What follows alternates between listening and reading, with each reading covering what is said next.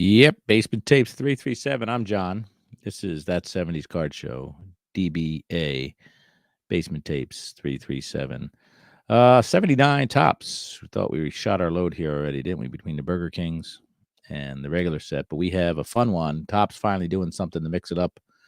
It's the 1979 Tops Comics set. I'm on the wrong page. There it is. I've got 33 of these, and let's get more into it. This is a fun set.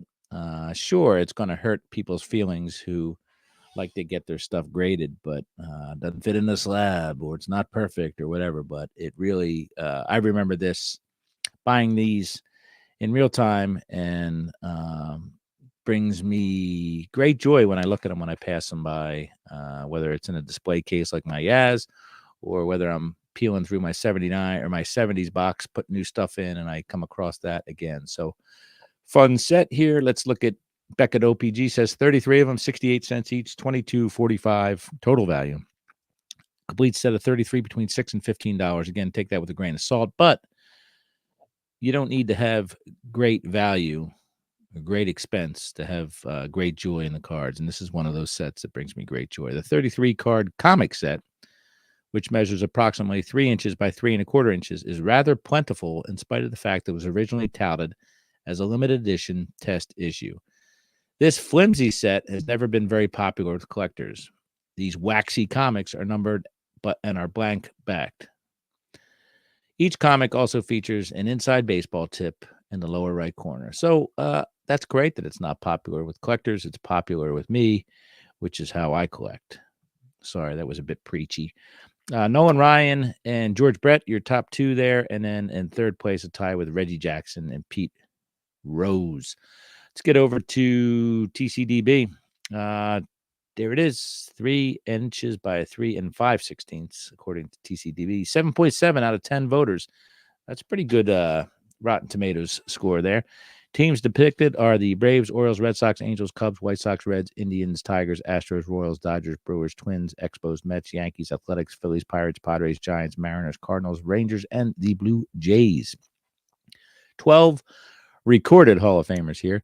Eddie Murray, Jim Rice, Carl Yastrzemski, Nolan Ryan, George Brett, Rod Carew, Reggie Jackson, Phil Niekro, Johnny Bench, Tom Seaver, Ted Simmons, and Dave Winfield. Here's the packaging, folks. You could buy these guys, and literally, it was a bubble gum piece, big old piece of bubble gum inside here. So there's a 5 cents for, I'm not sure how many you would get per, whether it was one each or what. I forget that, but you got some bubble gum, and then you got some beautiful, beautiful wax baseball heroes in there as well. So, yeah, there's an old bubblegum wrapper, 79 Tops Chewing Gum Dairy APA 18642, made and printed in your United States of America. It's got dextrose, corn syrup, gum base, sugar, softeners, artificial flavors, artificial colors, and the beloved BHT to maintain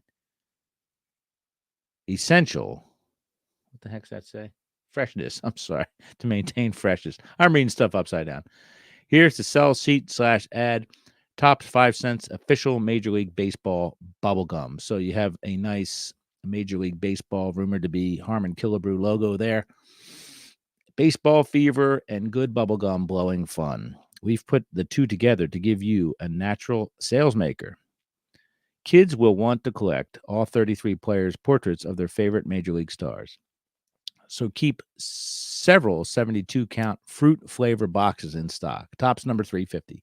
Limited edition 33 top stars. There's Reggie Jackson, actual size, player portrait in every piece. So send us money, send us an authorized signature, and there's the box. There's the little gum pack. So one piece of big gum, and a nice little wax player card inside there. Let's look at the gallery. Not a lot else is being said here because apparently it's not popular, but Eddie Murray leads us off.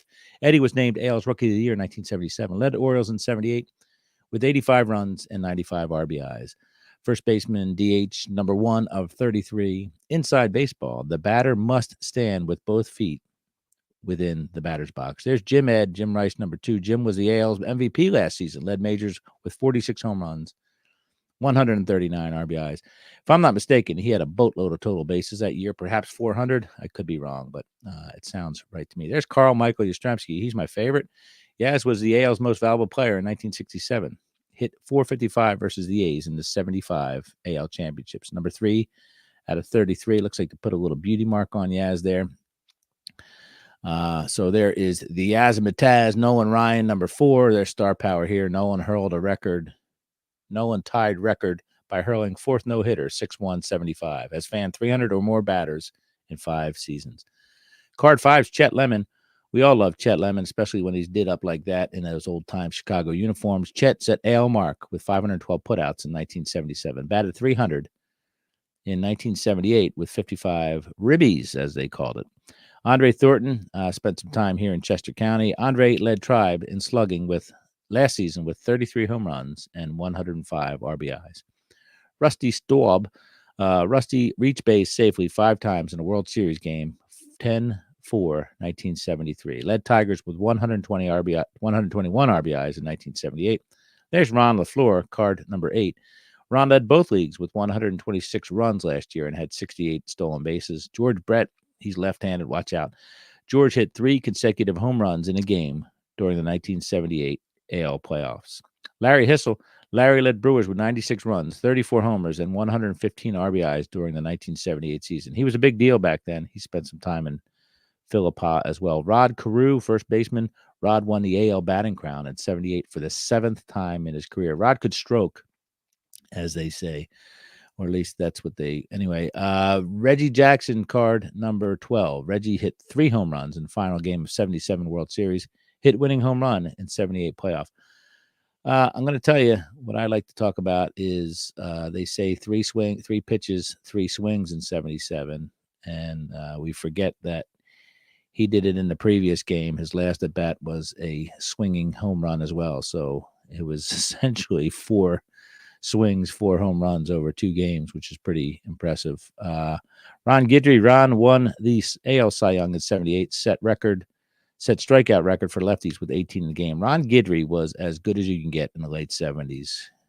Mitchell Page. Mitchell led A's with 25 doubles and 7 triples while batting .285 in 78.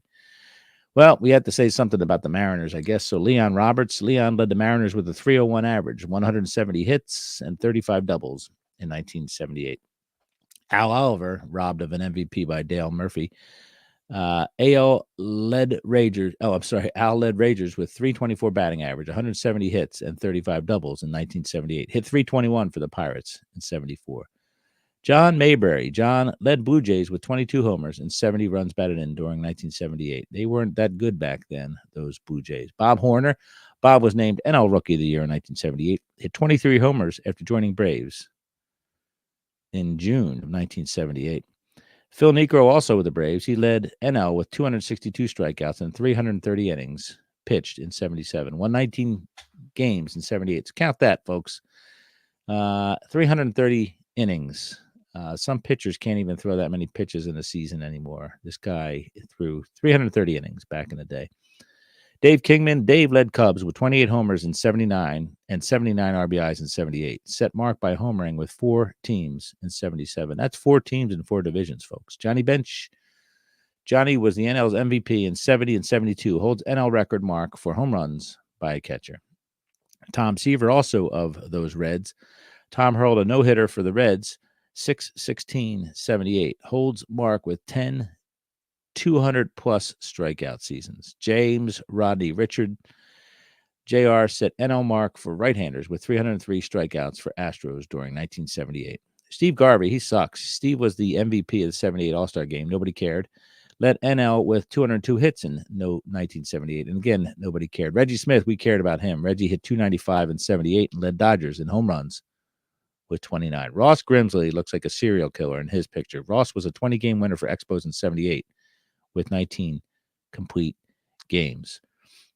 Actually looks like Lindsey Buckingham, maybe. Craig Swan. Craig led the National League's ERA. Don't adjust your dial here, folks. Craig was the National League's ERA leader with 2.43 average in 1978. That's interesting because the Mets kind of sucked back then, but Didn't know that was happening. Pete tied. This is Pete Rose, folks. We're talking about Pete Rose tied record by hitting safely in 44 straight games in 1978. Was MVP in 73. Dave Parker, the Cobra. Dave was named National League's MVP for 78. Led NL in batting average in 77 and 78. Ted Simmons, he's in the Hall of Fame now. Ted, a switch hitter, led Cards with 40 doubles, 22 homers, and 80 RBIs in 1978. Let's get to the last several here. Dave Winfield, he's wearing a Ray Kroc Padres uniform. Dave hit 308 in 78 with the Padres and led Padres with 24 homers and 97 RBIs. Jack Clark, Jack hit 306 in 78, led Giants with 25 home runs and 98 RBIs. Vida Blue, Vida is the only pitcher to start for both leagues in All-Star games, had 18 wins in 78. So that's the 33 card Topps comic set, 79. Beautiful set. Love it. It is fragile, but a lot of people in our hobby are fragile. And see the people that rely on grades for their their mental health. That was a low blow. But here's the blank backs there, all that stuff. 1979 Topps chewing gum printed in the USA. I love these wrappers. Love this set. It's a cheap set. It's a colorful set. Go out and get some. There's some good Hall of Famers in there. If you're into the 70s, you should have this. There's no excuse not to have this set because, again, it's a cheap thrill. So I suggest going out and getting that, buying it all at once if you want, even if you're just a team or player collector. Get the whole dang thing, would you? Make this thing rock the hobby world, shall we? Anyway, 79 Topps Comics, Basement Tapes, number 337. Thanks, everybody.